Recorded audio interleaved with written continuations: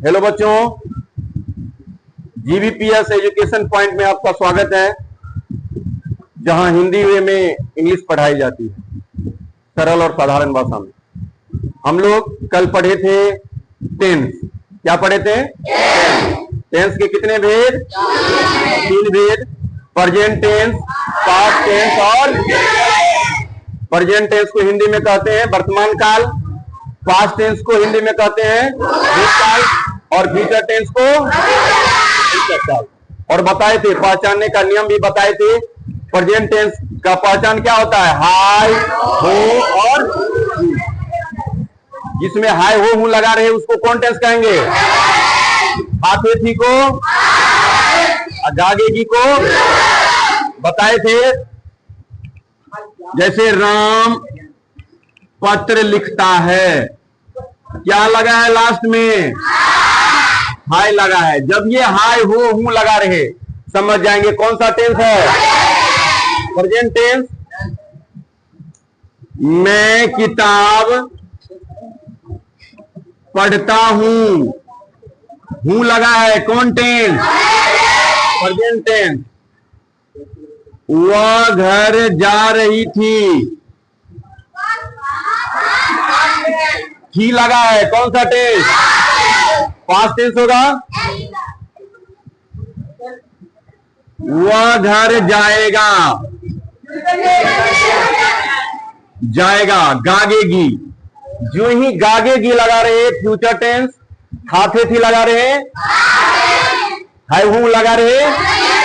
तो हम लोग कल पढ़ चुके थे इस चीज को। टेंस के 3 भेद हैं, प्रेजेंट टेंस, पास्ट टेंस और पढ़ चुके थे। टेंस के 3 भेद हैं। टेंस के 3 भेद हैं, प्रेजेंट, पास्ट और फ्यूचर। आज हम लोग पढ़ने वाले हैं प्रेजेंट टेंस। कौन सा tense? Present tense. Present tense के 4 भेद हैं।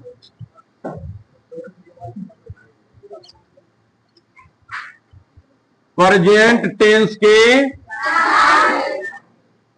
4 भेद हैं।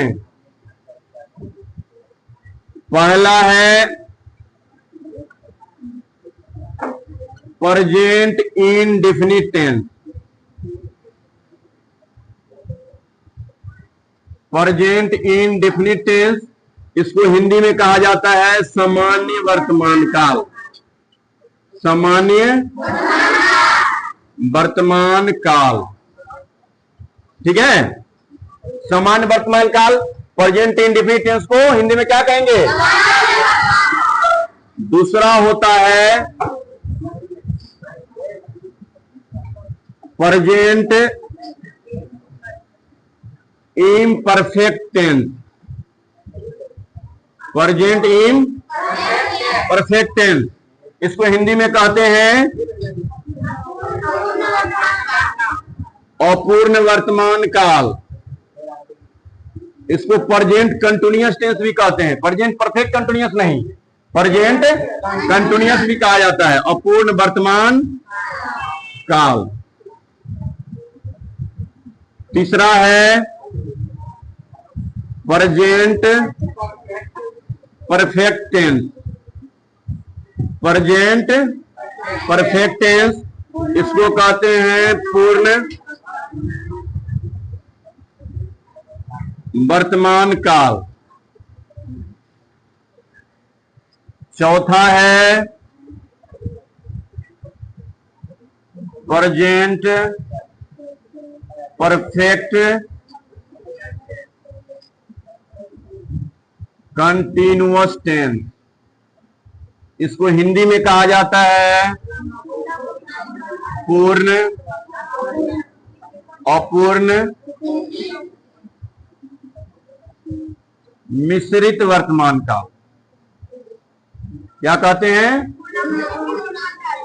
पूर्ण, अपूर्ण, मिश्रित वर्तमान काल। इस तरह देखो, प्रेजेंट टेंस का 4 भेद है।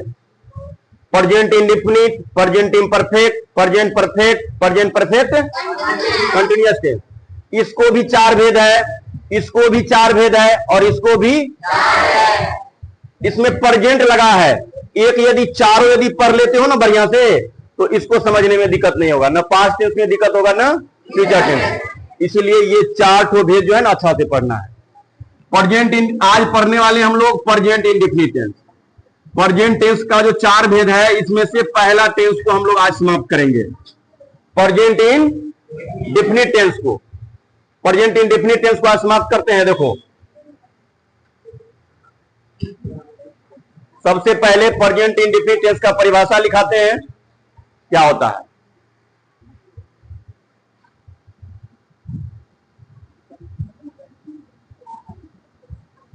प्रेजेंट इन डेफिनिट टेंस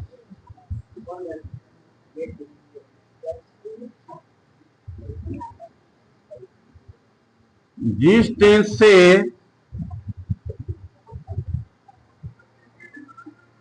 यह ज्ञात हो कि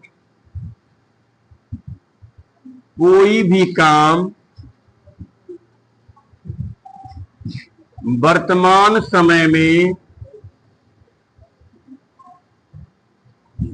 सामान्य रूप से चलता हो, सामान्य रूप से चलता हो, उसे प्रेजेंट इन डेफिनिट टेंस कहते हैं। कौन सा टेंस कहते हैं? प्रेजेंट इन डेफिनिट टेंस कहते हैं। ठीक है, इसका देखो पहचान क्या होता है।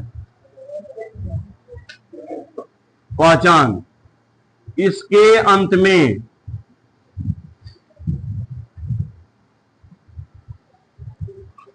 ता है, ती है, ते हैं इत्यादि लगे रहते हैं, लगे रहते हैं।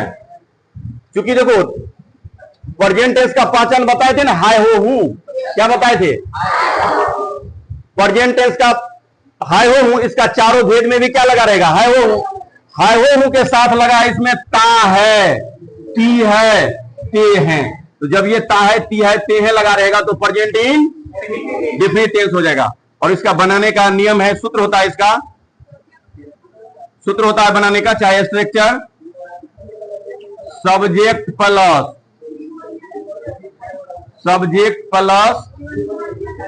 वर्ब का पहला रूप या वर्ब का 5वां रूप प्लस ऑब्जेक्ट।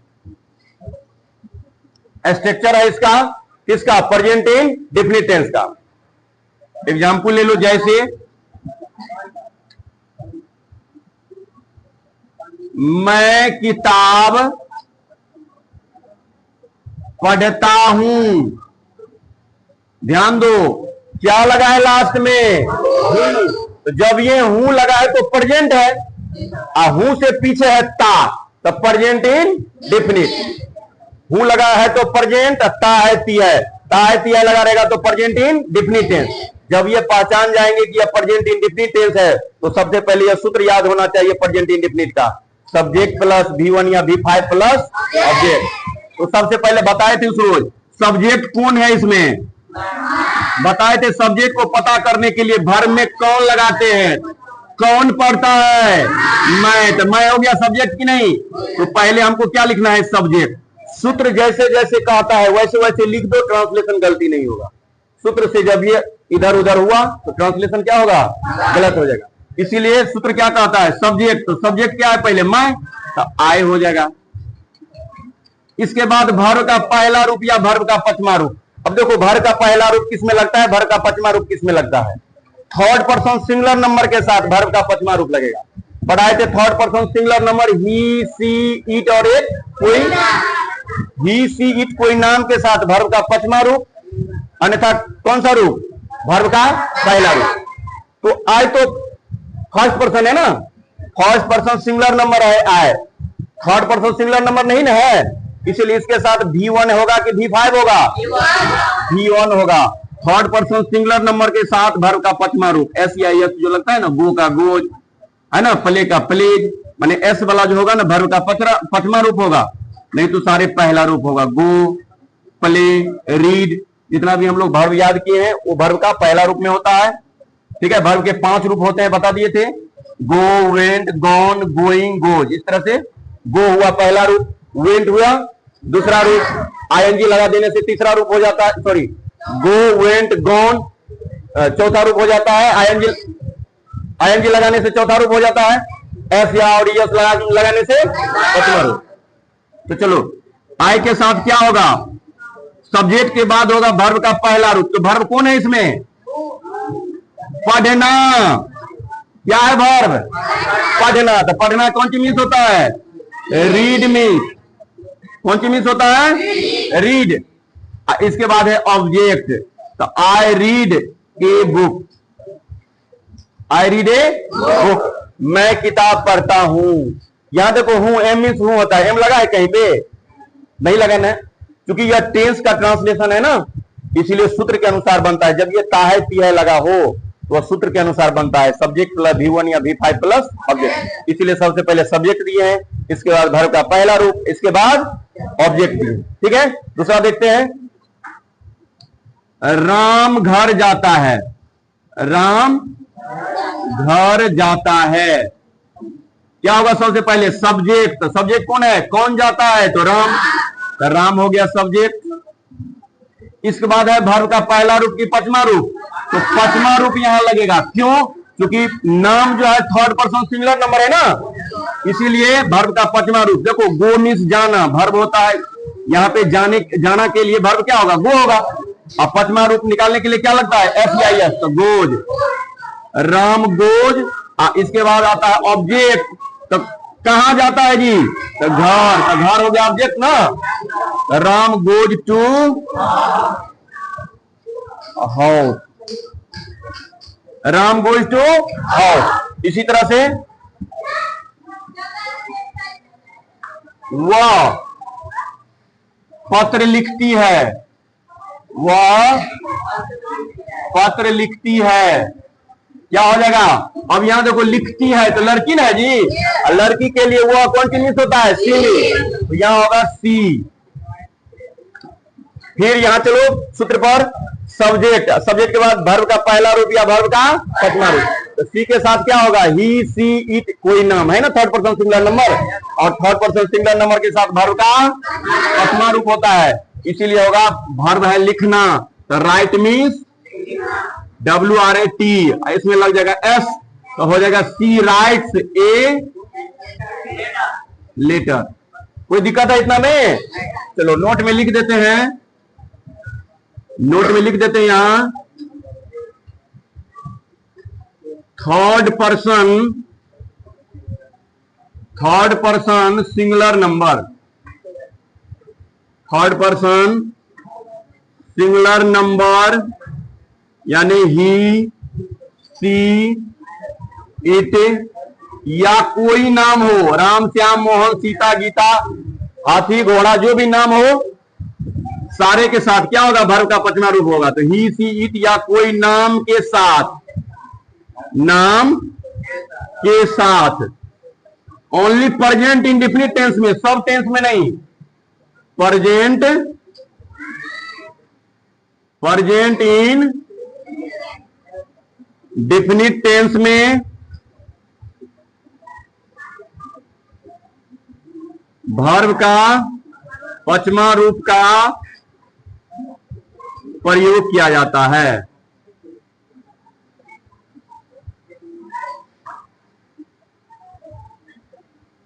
V5 का प्रयोग किया जाता है। ठीक है, इसके बाद आता, ये तो एफर्मेटिव सेंटेंस था ना, ये था साधारण सकारात्मक वाक्य। इसी में जब नहीं लगता है, ध्यान दो बढ़िया से, इसी में जब नहीं लग जाएगा तो कौन सा सेंटेंस बन जाता है? Negative sentence. जैसे देखो मैं किताब नहीं पढ़ता हूं, राम घर नहीं जाता है, वह पत्र नहीं लिखती है। जब इस तरह का सेंटेंस नहीं वाला बन जाए तो वह कौन सा सेंटेंस होगा? Negative sentence. उसके लिए क्या ट्रांसलेशन बनेगा, ध्यान दो। Negative sentence, negative sentence affirmative में ही नोट लगा देने से क्या बन जाता है? Negative sentence. जैसे देखो, इसका सबसे पहले स्ट्रक्चर होता है, सूत्र लिख दिए हैं समझने के लिए, सब्जेक्ट प्लस डू या does plus not plus verb का पहला रूप प्लस ऑब्जेक्ट। मैं पत्र नहीं लिखता हूं, देखो ध्यान दो, यहां पे है ता हूं। तो जब ये कोई भी ट्रांसलेशन बनाने से पहले उसकी पहचान को देखा जाता है। सबसे पहले पहचान देखेंगे क्या लगा है, ता है तिया लगा है। तो जब ये ता है तिया लगा है तो समझ जाएंगे प्रेजेंट इन डिफिनिट टेंस है। हूं लगा है तो प्रेजेंट ना, ता है तो प्रेजेंट इन डिफिनिट। इसके पीछे देखते हैं नहीं लगा है तो प्रेजेंट इंडिफिनिट का क्या हो गया? ये निगेटिव सेंटेंस हो गया ना, निगेटिव। तो निगेटिव का सूत्र याद होना चाहिए सबसे पहले, सब्जेक्ट प्लस डू या does plus not plus verb का पहला रूप प्लस ऑब्जेक्ट। तो चलिए बैठाते हैं। मैं पत्र नहीं लिखता हूं, तो सबसे पहले सब्जेक्ट है, तो सब्जेक्ट कौन है इसमें? कौन लिखता है? तो मैं हो गया ना सब्जेक्ट, आई। इसके बाद डू या डज होगा, आई के साथ डू होगा, क्योंकि यह फर्स्ट पर्सन सिंगुलर नंबर है ना, और थर्ड पर्सन सिंगुलर नंबर के साथ एस वाला होता है, एस या एस का प्रयोग होता है थर्ड पर्सन सिंगुलर नंबर के साथ। इसीलिए ही सी इट या कोई नाम के साथ डज होगा, ठीक है, और बाद बाकी के साथ क्या होगा? डू होगा। इसीलिए आई फर्स्ट पर्सन है, इसीलिए डू होगा। सब्जेक्ट हो गया, इसके बाद डू है तो डू हो गया। इसके बाद नोट, डू और डज में से केवल होगा नोट हो गया। इसके बाद वर्ब का पहला रूप देखो, राइट मीन्स लिखना होता है ना, तो राइट। इसके बाद ऑब्जेक्ट और लेटर। इसके बाद है सीता घर नहीं जाती है, सब्जेक्ट हो जाएगा सीता। इसके बाद नाम के साथ कौन होगा? डज होगा ना, इसलिए सीता डज नोट, वर्ब का पहला रूप तो जाना, गो मीन्स जाना। इसके बाद कहां जा रहा है? घर, तो टू हाउस, ठीक है। Sita does not go to house. इसके बाद है तुम आम नहीं खाते हो, देखो निगेटिव सेंटेंस है ना, तो सब्जेक्ट हो गया यू। इसके बाद डू, यू के साथ डू होगा ना, you do not it a mango, तो ये हो गया निगेटिव सेंटेंस। इसके बाद आता है इंट्रोगेटिव सेंटेंस। कौन सा सेंटेंस? और इंट्रोगेटिव हम लोग पढ़े थे उस रोज, इंट्रोगेटिव सेंटेंस। कौन सेंटेंस को कहते हैं इंट्रोगेटिव सेंटेंस? तो जिस सेंटेंस का जवाब हां या नहीं में आवे उसको हम लोग कौन सा सेंटेंस कहते हैं? इंट्रोगेटिव सेंटेंस कहते हैं। और ऐसे सेंटेंस में शुरू में क्या लगा रहता है? क्या लगा रहता है? क्या? जैसे देखो, पहले एफर्मेटिव में हम लोग पढ़े थे मैं पत्र लिखता हूं, तो ये इसी में क्या लग जाएगा? क्या मैं पत्र लिखता हूं, तो हो जाएगा इंट्रोगेटिव सेंटेंस, ठीक है। इसीलिए इसका सूत्र होता है क्या, बनाने का नियम होता है, स्ट्रक्चर इसका यही डू डज चल जाएगा शुरू में। जब ये इंट्रोगेटिव होगा क्या वाला ट्रांसलेशन होगा ना, यही डू डज चल जाएगा शुरू में। तो सूत्र हो जाएगा इसका डू या does plus subject plus verb का पहला रूप plus object plus sign of interrogation होता है इसमें। जब ये क्या लगा हो तो क्वेश्चन मार्क होना चाहिए लास्ट में होगा, ठीक है, क्या वाला सेंटेंस में। जैसे एग्जांपल ले लेते हैं, जैसे क्या मैं पत्र लिखता हूं, क्या मैं पत्र लिखता हूं, क्या मैं पत्र लिखता हूं, साइन ऑफ इंट्रोगेशन। तो देखो यहां पे ता है तिया लगा है तो प्रेजेंट इंडेफिनिट, और शुरू में क्या लगा है तो कौन समझ जाएंगे? Interrogative sentence, interrogative sentence. क्या मैं पत्र लिखता हूं, पूछेंगे क्या मैं पत्र लिखता हूं तो क्या कहोगे तुम लोग? लिखते रहेंगे तो कहेंगे हाँ, नहीं तो नहीं। तो हाँ या नहीं में आंसर आता है ना, तो जिसका जवाब हाँ या ना में आवे उसी को हम लोग इंट्रोगेटिव सेंटेंस कहते हैं। और इसको पहचानने का नियम है कि शुरू में क्या लगा रहता है, शुरू में क्या लगा रहता है। तो ऐसे सेंटेंस का ट्रांसलेट करने के लिए सबसे पहले डू या डज का प्रयोग किया जाता है। तो यहां सबसे पहले डू और डज प्रयोग करने से पहले सब्जेक्ट को देखेंगे कौन सा है। सब्जेक्ट है first person singular number, third person singular number के साथ में डज होता है। यहां सब्जेक्ट है मेरा फर्स्ट पर्सन सिंगुलर नंबर, तो इसके साथ डू होता है कि डज होता है? डू। इसीलिए सबसे पहले यहां क्या हो जाएगा? डू होगा यहां पे डू। इसके बाद कौन चीज है? सब्जेक्ट। तो सब्जेक्ट क्या है? मैं। कौन लिखता है? तो मैं ना, तो हो जाएगा डू आई। इसके बाद वर्ब है ना, तो क्या हो जाएगा? Write, WRIT, do I write a letter. समझ रहा है? दूसरा है सीता घर जाती है, यहां पे तो क्या सीता घर जाती है, साइन ऑफ इंटरोगेशन। फिर देखो क्या लगा है तो समझ जाएंगे इंटरोगेटिव सेंटेंस है। नाम का है, यहां पे नाम के साथ डू या डज होगा। सीता, तो डज सीता। इसके बाद वर्ब, तो जाना है वर्ब, तो गो मीन्स जाना। इसके बाद है ऑब्जेक्ट, कहां जाती है जी? घर जाती है, तो to house, to house. Does Sita go to house. एक ट्रांसलेशन और ले लो, जैसे तुम आम नहीं खाते हो, यहां पे है, यहां डाल देंगे क्या तुम आम खाते हो? नहीं, जब ये डालेंगे तो इंट्रोगेटिव निगेटिव हो जाएगा। समझ रहे बात को? अभी हम लोग ओनली इंट्रोगेटिव पढ़ रहे हैं ना, इसके बाद पढ़ेंगे इसी में नहीं भी लगा के, अभी जस्ट अभी पढ़ेंगे तो क्या हो जाएगा? क्या, अभी लिखना नहीं है किसी को, क्या क्या तुम आम खाते हो? क्या तुम आम खाते हो? ठीक है। तो सबसे पहले सब्जेक्ट क्या है? यू है, सेकेंड पर्सन है, सेकेंड पर्सन यू है, इसीलिए इसके साथ डू होगा कि डज होगा? डू होगा। तो do you eat a mango. ध्यान दीजिए, तो ये समझ गए हम लोग इंट्रोगेटिव सेंटेंस।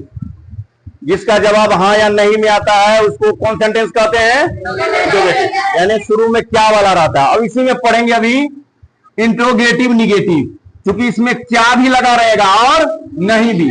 जब ये शुरू में क्या लगा हो तो इंट्रोगेटिव ना, आप नहीं लगा देंगे तो हो जाएगा इंट्रोगेटिव निगेटिव। जैसे क्या मैं पत्र नहीं लिखता हूं, क्या सीता घर नहीं जाती है, क्या तुम आम नहीं खाते हो। तो क्या लगा है शुरू में तो इंट्रोगेटिव, और नहीं लगा है तो इंट्रोगेटिव निगेटिव, क्योंकि जब ये नहीं तो negative.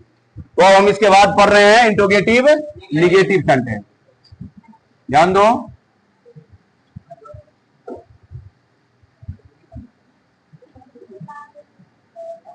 Interrogative negative sentence.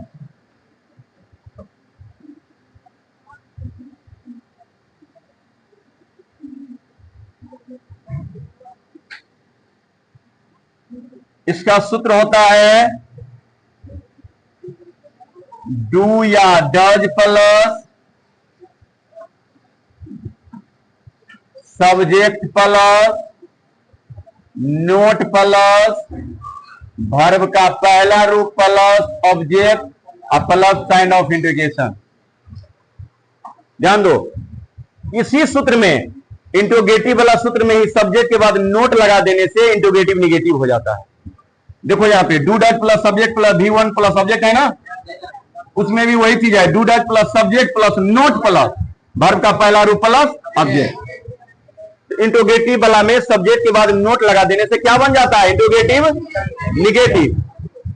Example लेते हैं इसका, क्योंकि इंट्रोगेटिव है तो शुरू में क्या रहेगा ना, जैसे क्या मैं पत्र नहीं लिखता हूं, क्या मैं पत्र नहीं लिखता हूं। ट्रांसलेशन बनाने से पहले देखेंगे ता हूं प्रेजेंट इंडेफिनिट टेंस, इसके बाद देखेंगे क्या लगा है तो इंट्रोगेटिव सेंटेंस, नहीं लगा है तो इंट्रोगेटिव निगेटिव। यानी समझ जाएंगे प्रेजेंट इंडेफिनिट टेंस का इंट्रोगेटिव निगेटिव सेंटेंस है नहीं। और सूत्र हमको याद रहना चाहिए इतना, इंट्रोगेटिव निगेटिव का do does plus subject plus not plus verb का पहला रूप प्लस ऑब्जेक्ट। तो चलिए सबसे पहले सब्जेक्ट है मैं, तो इसके लिए डू होगा कि डज होगा? डू होगा। इसके बाद सब्जेक्ट आई, इसके बाद नोट है तो नोट, इसके बाद है वर्ब तो लिखना, राइट मीन्स लिखना, इसके बाद है ऑब्जेक्ट क्या लिखता है तो पत्र ना, तो पत्र हो गया राइट ए लेटर। एक बार में के गो पत्र लिखेंगे इसलिए ए लेटर, के गो चीज ना लिखेंगे। Do I not write a letter. दूसरा ट्रांसलेशन लेते हैं, क्या सीता घर नहीं जाती है? क्या सीता घर नहीं जाती है? नहीं जाती है। क्या हो जाएगा इसमें? डू होगा कि does? Does Sita not go to house. देखो हाय, हाय का मीनिंग है यहाँ पे इज मीन्स हाय कहीं पे, क्योंकि टाइप ये वाला जितना भी है टेंस में आ गया ना। जब ये टेंस में आ गया तो टेंस की स्ट्रक्चर पर बनता है। जैसा जैसा इसका स्ट्रक्चर कहता है ना उस ढंग से बैठा दो, एक भी ट्रांसलेशन गलत नहीं होगा। तो मेरा स्ट्रक्चर कहता है पहले डू डज, तो डू या डज तो डज लगा दिए। सब्जेक्ट कहता है तो सब्जेक्ट लिख दिए, नोट है तो नोट लिख दिए, वर्ब है तो वर्ब लिख दिए, ऑब्जेक्ट है तो ऑब्जेक्ट। जैसे जैसे सूत्र है इसका उस तरह से बैठा दिए तो यह गलत नहीं होगा। इस तरह से इंट्रोगेटिव सेंटेंस के बाद हम लोग क्या पढ़ रहे हैं? Interrogative negative. ठीक है, इंट्रोगेटिव निगेटिव का सूत्र होता है do does plus subject plus not plus verb का पहला रूप प्लस, क्योंकि इंट्रोगेटिव सेंटेंस का जो सूत्र है ना उसी में सब्जेक्ट के बाद नोट लगा देने से इंट्रोगेटिव निगेटिव हो जाता है। क्योंकि देखो do does plus subject plus V1 plus object plus sign of interrogation, वहां क्या है? Do does plus subject plus not plus verb का पहला रूप plus object. Do does plus subject plus not plus verb का पहला रूप प्लस ऑब्जेक्ट। क्या मैं पत्र नहीं लिखता हूं? तो क्या हो जाएगा?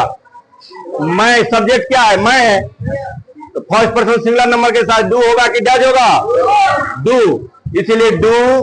इसके बाद सब्जेक्ट हो गया आई, इसके बाद नोट है तो नोट, वर्ब का पहला रूप तो लिखना राइट, ऑब्जेक्ट हो गया क्या लिखता है तो पत्र, तो पत्र क्या हो जाएगा? A letter. इसी तरह से क्या सीता घर नहीं जाती है? सीता यहां पे थर्ड पर्सन सिंगुलर नंबर है, इसीलिए क्या हो जाएगा? सीता नाम के साथ डज होगा ना, इसीलिए डज। इसके बाद सब्जेक्ट हो गया सीता, इसके बाद नोट तो नोट हो गया, इसके बाद वर्ब का पहला रूप तो जाना, गो मीन्स जाना। इसके बाद कहां जा रही है जी? घर जाती है, इसीलिए ऑब्जेक्ट हो गया घर तो टू हाउस। क्या तुम आम नहीं खाते हो? तो do you not eat a mango, क्योंकि तुम जो है सेकेंड पर्सन है और सेकेंड पर्सन के साथ क्या होगा? डू होगा। ही सीट एक नाम के साथ में डज होगा और यू के साथ क्या होगा? डू, इसीलिए डू। इसके बाद सब्जेक्ट है यू, इसके बाद नोट, इसके बाद वर्ब का पहला रूप तो ईट, इसके बाद हो गया ऑब्जेक्ट तो क्या खाते हो? तो आम, तो आम हो गया ऑब्जेक्ट। ठीक है, ये हो गया इंट्रोगेटिव निगेटिव। इसके बाद आता है double interrogative negative. Double interrogative sentence हम लोग पढ़ते हैं इसके बाद, ध्यान दो। और डबल इंट्रोगेटिव सेंटेंस के बारे में भी हम लोग पढ़े थे उस रोज कि डबल इंट्रोगेटिव सेंटेंस किसको कहते हैं? जिस सेंटेंस का जवाब हाँ या ना में नो आकर के किसी व्यक्ति, वस्तु या स्थान के नाम पे आता है उसको कौन सेंटेंस कहते हैं? डबल इंट्रोगेटिव सेंटेंस कहते हैं ना जी। इसमें बीच में रहता है क्या, क्यों, कैसे, कब, कहां, इसलिए, किन्हें, इस टाइप का बीच में रहता है कि नहीं? तो देखो double interrogative sentence, double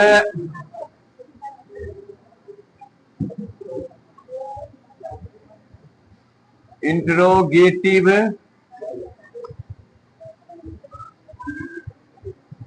sentence को हटाइए देते हैं, डबल इंट्रोगेटिव सेंटेंस।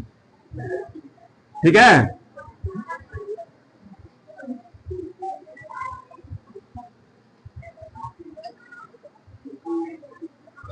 इसका स्ट्रक्चर क्या होता है? तो सबसे पहले होता है WH word, WH word plus do या does plus subject plus verb का प्लस ऑब्जेक्ट का प्लस साइन ऑफ इंट्रोगेशन। जैसे एग्जाम्पल देखते हैं इसका, मैं क्या पढ़ता हूं। अब ध्यान दो यहां पे, इसमें भी तो क्या लगा है जी, शुरू में क्या लगता है तो इंट्रोगेटिव सेंटेंस हो जाता है, उसका जवाब हां या नहीं में आता है। क्या है बाबू?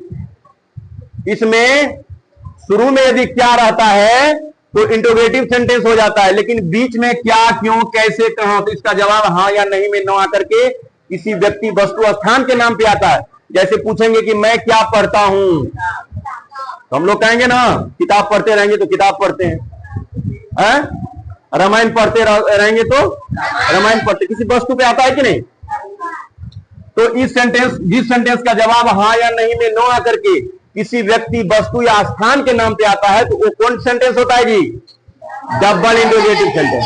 पहचानने का नियम देखो, सबसे पहले पहचान देखेंगे, ता है तो प्रेजेंट इंडेफिनिट, अब बीच में देखते हैं क्या क्यों, तो हो गया डबल इंट्रोगेटिव, यानी प्रेजेंट इंडेफिनिट का डबल इंट्रोगेटिव सेंटेंस।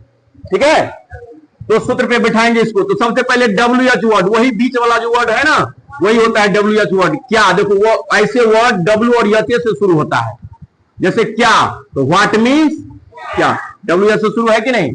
और सेंटेंस बताते हैं, व्हाट। इसके बाद देखो डू की डज, तो सब्जेक्ट है मैं, तो मैं के साथ डू होता है कि डज होता है? डू, तो व्हाट डू। इसके बाद है सब्जेक्ट, तो सब्जेक्ट क्या होगा? मैं। बढ़िया से ध्यान दो ना, आराम से समझ जाओगे। What do I. इसके बाद वर्ब रीड।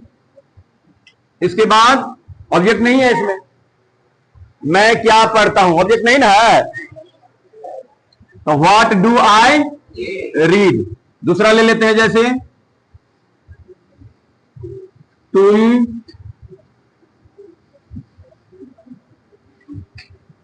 क्यों घर जाते हो, तुम क्यों घर जाते हो। यहां देखो बीच में है क्यों, वाई मीन्स क्यों, WHY, वाई मीन्स क्यों, तो डबल इंट्रोगेटिव यही हो जाएगा, WH वर्ड वाई। इसके बाद डू की does, do, WH word plus do does. इसके बाद सब्जेक्ट, सब्जेक्ट हो जाएगा यू, वाई डू यू। इसके बाद वर्ब जाना, go to house, why do you go to house. मैं कहां रहता हूं, मैं कहां रहता हूं, तुम कहां रहते हो, वे कहां रहते हैं। इस टाइप का होता है ना। क्या होगा, सबसे पहले कहां का मीनिंग होगा ना, वेयर मीन्स कहां, WHERE, वेयर। और वेयर के साथ डू होगा कि डज होगा, सब्जेक्ट है मैं, तो वेयर डू। इसके बाद आई, इसके बाद verb live, where do I live, प्रश्नवाचक चिन्ह होगा, साइन ऑफ इंट्रोगेशन। इसी में रहेगा कि तुम कहां रहते हो, तुम कहां रहते हो। पूछते हैं ना हम लोग, वेयर डू यू लिव, तुम कहां रहते हो, क्यों होता है वेयर डू यू लिव, देखो यहीं पे, क्योंकि कहां बीच में है ना, कहां, क्यों, कैसे, WH से शुरू होने वाले वर्ड, और ता है, ती है, प्रेजेंट इंडेफिनिट टेंस है, इसीलिए सबसे पहले WH वर्ड कहां, तो वेयर। आता है टी वाला है प्रेजेंट इंडेफिनिट टेंस, तो डू डज ना, और यू के साथ डू लगता है तो वेयर डू, इसके बाद यू, इसके बाद वर्ब लीव, इसीलिए होता है वेयर डू यू लीव, तुम कहां रहते हो। बोलचाल की भाषा में पूछा जाता है कि नहीं, वेयर डू यू लीव, कहते हैं ना आई लिव इन पटना, इस तरह से। तो ये हो गया डबल इंटरोगेटिव सेंटेंस। इसी में जब नहीं लग जाएगा, मैं क्या नहीं पढ़ता हूं, तुम क्यों नहीं घर जाते हो, मैं कहां नहीं रहता हूं, तुम कहां नहीं रहते हो, तो इसी का हो जाएगा निगेटिव, तो हो जाएगा डबल इंटरोगेटिव निगेटिव सेंटेंस हो जाएगा इसी का। तो देखते हैं double interrogative negative.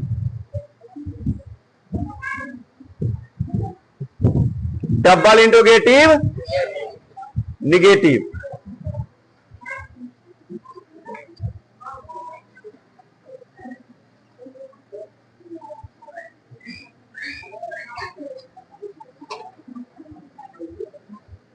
Interrogative negative sentence, double interrogative negative sentence क्या होता है, ध्यान दो। जैसे इसका सूत्र है ना, WH word plus do that plus subject plus verb का पहला रूप प्लस ऑब्जेक्ट, तो इसी में सब्जेक्ट के बाद नोट लगा दो। इंट्रोगेटिव में क्या हुआ था, इंट्रोगेटिव सेंटेंस में सब्जेक्ट के बाद नोट लगा दिए थे, तो इंट्रोगेटिव निगेटिव हो गया था कि नहीं। इसी तरह से इसमें भी डबल इंट्रोगेटिव में क्या करेंगे, सब्जेक्ट के बाद नोट लगा देंगे तो डबल इंट्रोगेटिव निगेटिव हो जाएगा। तो इसका सूत्र हो जाएगा डबल इंट्रोगेटिव निगेटिव का WH word plus do that plus subject plus not plus verb का पहला रूप प्लस ऑब्जेक्ट। याद करने में कोई दिक्कत नहीं होगा, इसीलिए इसका सूत्र हो जाएगा WH वर्ड प्लस डू या डज प्लस सब्जेक्ट प्लस